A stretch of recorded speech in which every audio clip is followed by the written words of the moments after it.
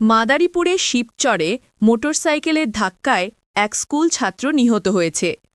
এই ঘটনায় আহত হয়েছেন মোটরসাইকেলের 2 আরোহী।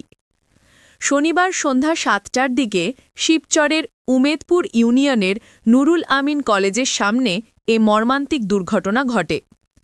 নিহত স্কুল ছাত্রের নাম মোহাম্মদ রাকিবুল ইসলাম, বয়স মাত্র 8 বছর। সে উমেদপুর ইউনিয়নের ক্রোকচর গ্রামের নুরুল ইসলামের ছেলে। এলাকাবাসী জানায়, রাকিব বাইসাইকেল চালিয়ে বাড়ি ফিরছিল। এ সময় দ্রুতগতির একটি মোটরসাইকেল নিয়ন্ত্রণ হারিয়ে তাকে ধাক্কা দিলে রাকিব সহ মোটরসাইকেল আরোহী সোহেল মাদবর ও রবিন মাদবর গুরুতর আহত হয়।